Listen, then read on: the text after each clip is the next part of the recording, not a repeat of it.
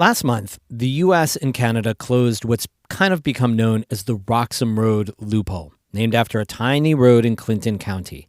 Since 2017, tens of thousands of people have crossed the border there to claim asylum in Canada. But no more. So what's happening now is that Canada is detaining and deporting most people who try to cross unofficially at Roxham Road and elsewhere back to the United States. So where do they end up? Well, in this area, they often end up back in Plattsburgh, hanging around a convenience store, trying to figure out what to do next in their lives. Migrants stuck at the Mountain Mart on today's Story of the Day. Support for Story of the Day comes from Long Run Wealth, an SEC-registered investment advisor in Lake Placid, providing comprehensive wealth management, retirement, and financial planning solutions. LongRunWealth.com. Hey, I'm David Summerstein. It's Wednesday, April 19th. First up, a man from Connecticut fell about 40 feet while climbing on a rock cliff in the Adirondacks on Sunday. According to state officials, the 23-year-old climber suffered significant injuries. Forest rangers responded to the accident on Sunday, which happened at the Spider's Web, a popular rock climbing spot in Keene, just north of Chapel Pond. The climber was hoisted out of the woods by rangers in a state police helicopter and taken to Marcy Field in Keene Valley. He was then transferred to a medevac helicopter and flown to the hospital.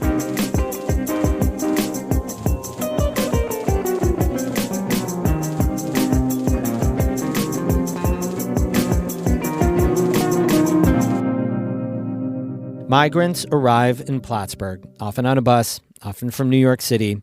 The bus lets them off at the Mountain Mart, and they pay a taxi to take them to Roxham Road, thinking it's still a way into Canada. And then the migrants get detained and deported back to the United States and end up back at the Mountain Mart. Champlain Valley reporter Cara Chapman went there recently and has our story.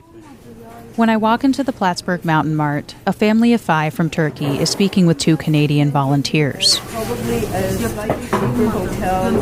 It will be at least $130 US. The volunteers are with Bridges Not Borders, a Quebec-based refugee advocacy organization. They're trying to connect the father, mother, and their 3 daughters with a place to stay for the night. I approach the Turkish man, and he agrees to speak with me via Google Translate. He doesn't want to give his name because he and his family have an asylum claim in the United States. He tells me they lost their home and relatives during an earthquake in Turkey.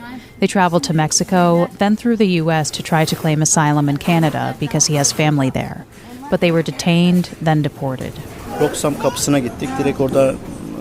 We went to the Roxham Gate and they let us in there. They kept us for 2 days. They deported us even though we said we had no other place to stay. As I continue speaking with the Turkish father, his 2 older daughters wander about the store. He and his wife take turns holding the third, a baby. I ask him if there's anything he thinks is important for people to know about what they're going through. We are in a desperate situation, but I don't think the authorities fully understand this. They misunderstand us. This man and his family are not the only asylum seekers sent back by Canada who come into the Mountain Mart. There's a man from the Democratic Republic of the Congo who says he has a common-law wife in Canada, a family from the Dominican Republic and Venezuela who plan to make their way to a friend in New Jersey, a Haitian man and a Congolese woman who linked up while they were in custody. Wendy Ayat, one of the volunteers, helps me translate when I speak to the Congolese woman, who also doesn't want to be identified. I ask her, what's next? Oui, c'est ça. She needs to get a place where she can rest, go to a hotel and recover a little bit before she can obviously see clearly what she's going to do next. The woman says she has a sibling in Texas. She says now she has no choice but to apply for asylum in the United States. Her eyes well up with tears. How do you feel right now? Comment vous vous sentez maintenant? Un peu triste. Oui, oui. Oui. Nous, on est triste pour vous. On est triste pour toutes les personnes refoulées. She says she feels sad, and I said, well, we feel very sad for you. Yeah. Grace Bubeck, the other volunteer, brings the woman and most of the other people we've met to a local hotel. She says it's heartbreaking to see people get turned back from Canada and not understand why. They don't have a plan because their plan was to go to Canada, and We can do a little bit to help them, but, they're basically left to their own devices. Bubeck says asylum seekers waiting out their claims in Canada have access to all kinds of support: housing, a social worker, education for their children. That's not a guarantee in the United States. When they're sent back here, some still have money left over to buy a bus ticket or get food and a hotel room. Others, though, used everything they had to get to Canada and have nothing left. Kathy Sager is the president of Plattsburgh Cares. She says her organization was inundated with calls when the Roxham Road loophole closed. Literally hundreds of people were in need of immediate care because they spend their last dollars to make this trip. And the word did not get out in time that Roxham Road was shutting down. Sager estimates that Plattsburgh Cares spent about a third of its funding to help around 60 people that first week. Now, they're still helping when they get calls, but also working with other groups, trying to get helpful information posted at the Mountain Mart, and advocating for a coordinated response at all levels of government. This is a countywide emergency that we need support with from our county and from the state and from the federal government. So we are appealing on all those levels to create a coordinated response so that people don't fall through the cracks. Part of that effort is Clinton County's Department of Social Services, which administers what are called safety net programs to migrants who are eligible. Deputy Commissioner Rich Holcomb says those can include non-U.S. citizens who are, quote, known to immigration authorities.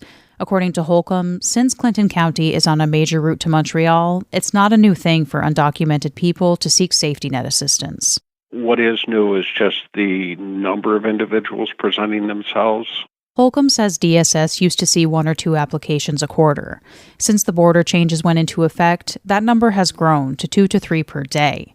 He says the county has a limited supply of emergency housing, and DSS primarily assists by providing transportation that gets people to other resources.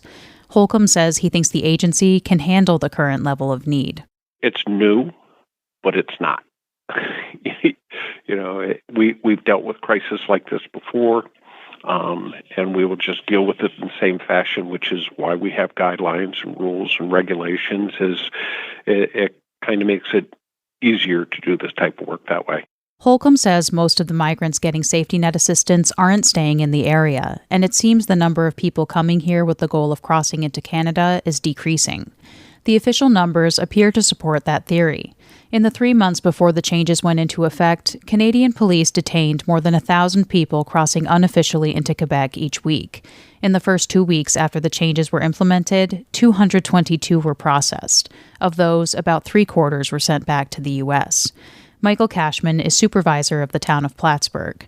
He says asylum seekers' presence in the community is a federal issue that requires a federal response, including resources for the state and county.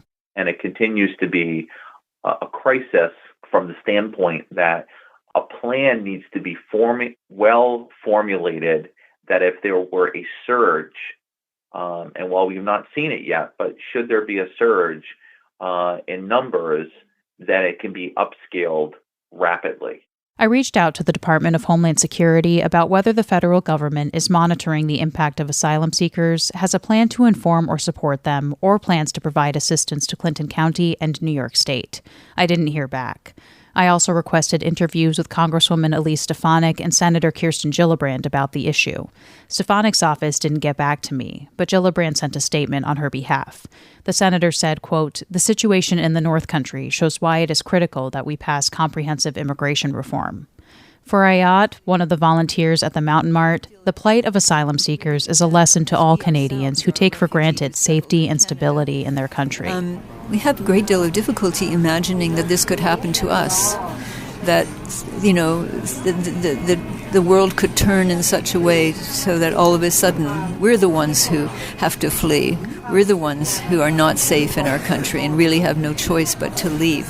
Ayat says her biggest fear now is that asylum seekers will use human traffickers to get into Canada through dangerous terrain.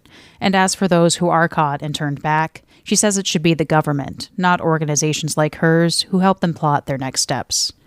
Cara Chapman, North Country Public Radio, Plattsburgh. We have more news all the time on our website, ncpr.org. Music today by Evan Veenstra of Gananoque, Ontario, and Ramon Vasquez and Michael Hart of Malone. I'm David Summerstein, North Country Public Radio.